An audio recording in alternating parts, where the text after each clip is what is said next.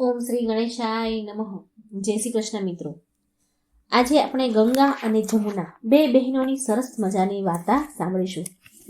પ્રાચીન સમયમાં એક ગામ હતું જેમાં બે બહેનો રહેતી હતી. એમાં એકનું નામ ગંગા હતું, એકનું નામ જમુના હતું. એકવાર બંને બહેનો ક્યાંક ફરવા જઈ રહી હતી તો ચાલતા ચાલતા એક ખેતર આવ્યું. એક શેઠનું સાહુકારનું ખેતર હતું. તેની પાસેથી નીકળી રહી હતી તો જમુનાએ એ ખેતરમાંથી જવનું એક ડુંડું તોડ્યું અને એમાંથી 13 દાણા કાઢી અને ખાઈ લીધા. આમ કરતા જોયું એટલે ગંગાએ જમુનાજીને કહ્યું કે અરે બહેન, તારા પર તો ઋણ ચડી ગયું, તે ચોરી કરી, તને પાપ લાગ્યું. એટલે જમુના બોલી, અરે રે રે, હવે મારું આ ઋણ કેવી રીતે ઉતરશે? મેં આ દાણા ખાઈ લીધા તો હવે આ પાપ કેવી રીતે ઉતરશે? એટલે ગંગાએ કહ્યું, જમુના, તારે 12 વર્ષ સુધી આ સાહુકારને ત્યાં નોકરી કરવી પડશે. ત્યાં તારે કામ કરવું પડશે તો તારું ઋણ ઉતરે. ત્યારે જ તારું પાપ ધોવાશે અને આ ઋણમાંથી તને મુક્તિ મળશે. એટલે જમુનાએ કહ્યું, સારું. એમ કહી અને જમુના તે શેઠની ત્યાં ગઈ અને નોકરી કરવા માટે એની ઘરે જાય છે. ત્યાં જાય છે અને સાહુકાર પાસે કામ માંગે છે. પણ કામ કરતા પહેલા જમુના સાહુકારને કહે છે કે મને કામ આપો, પણ હું ઘરના બધા જ કામ કરીશ, પણ 4 કામ નહીં કરું. એટલે સાહુકાર બોલે છે, 4 કામ નહીં કરું એટલે એનો મતલબ સારું બતાવ, કયા કયા 4 કામ છે જે તું નહીં કરે? તો જમુનાએ કહ્યું કે પહેલા તો હું હેઠા વાસણ નહીં ધોઉં, હેઠા વાસણ સાફ નહીં કરું. બીજું છે હું કચરો નહીં વાળું, અને ત્રીજું છે કે હું પથારી નહીં કરું, અને ચોથું કામ છે હું દીવો નહીં પ્રગટાવું. સાહુકારે કહ્યું, સારું, કંઈ નહીં, અને જમુનાને કામ પર રાખી લીધી. અને આમ જમુનાને કામ કરતા કરતા સાહુકારના ઘરે 12 વર્ષ વીતી ગયા. 12 વર્ષ પછી કુંભનો મેળો આવ્યો તો સાહુકાર અને તેની પત્ની કુંભના મેળામાં જાય છે, ત્યાં નાહવા જાય છે.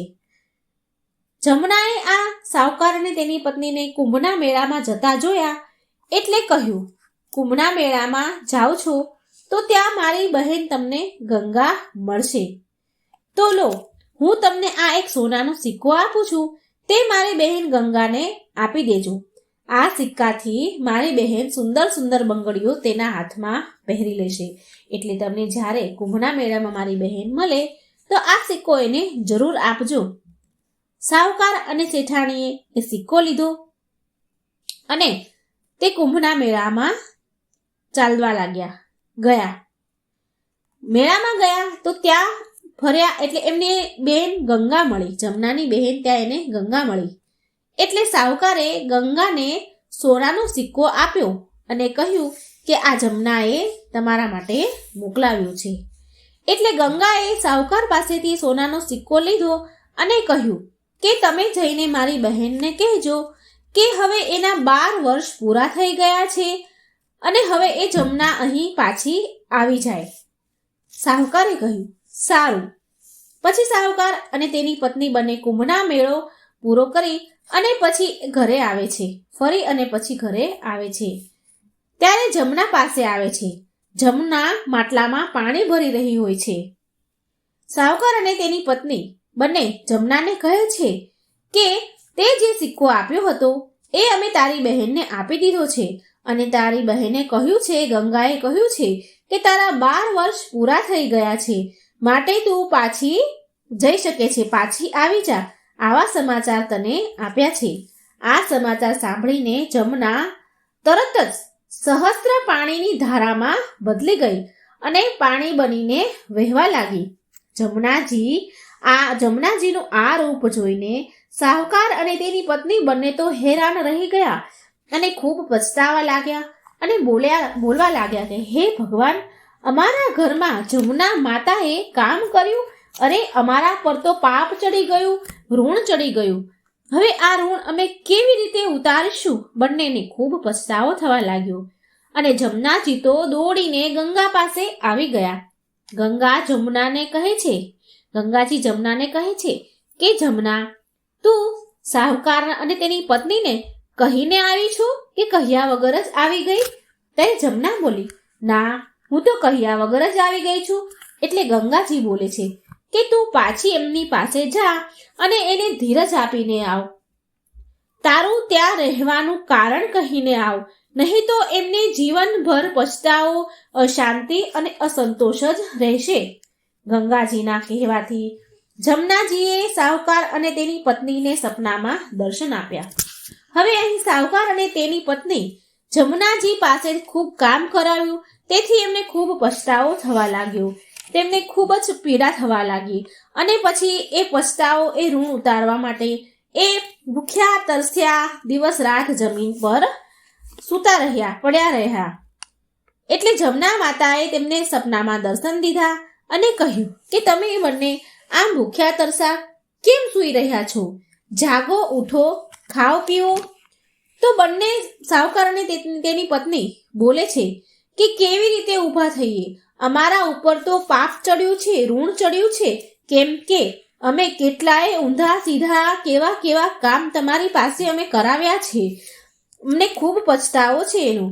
ત્યારે જમનાજી બોલ્યા, તમારા ઉપર કોઈ ઋણ નથી ચડ્યું, કોઈ પાપ નથી ચડ્યું.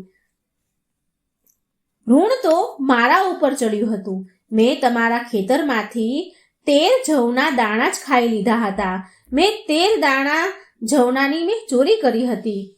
હું તો મારું પાપ ધોવા અને ઋણ ઉતારવા માટે હું તમારા ઘરે આવી હતી. મારું ઋણ તમારા ઘરમાં 12 વર્ષ કામ રહેવાથી ઉતરી ગયું છે અને મારી મુક્તિ થઈ ગઈ છે. જમનાજી બોલ્યા, તમારા ઉપર કોઈ પાપ નથી ચડ્યું. ઉપરથી તમારા ઘરમાં 12 વર્ષ રહેવાથી હું તમારા ઘરે 12 વર્ષ સુધી રહી, એટલે તમારી પણ મુક્તિ થઈ ગઈ છે. આમ કહીને જમનાજી સપનામાંથી ચાલ્યા ગયા. ત્યાર પછી સાહુકાર અને તેની પત્નીની જ્યારે આંખ ખુલી, ત્યાં તો તે જુએ છે કે ઘરમાં તો ધનના ઢગલા પડ્યા છે. ખૂબ ધન જમનાજીએ આપ્યું છે. તો આ હતી ગંગા અને જમના, 2 બહેનોની વાર્તા. હે જમનાજી, હે ગંગાજી, જેવા તમે સાહુકાર અને તેની પત્નીની મુક્તિ કરી, તેવી જ તમે બધા ભક્તોની કરજો. જય ગંગા મૈયા, જય જમનાજી. જો મિત્રો મારી વાર્તા સારી લાગે તો શેર અને લાઈક જરૂર કરજો. મારી ચેનલને સબસ્ક્રાઈબ જરૂર કરજો. જય શ્રી કૃષ્ણ. રાધે રાધે.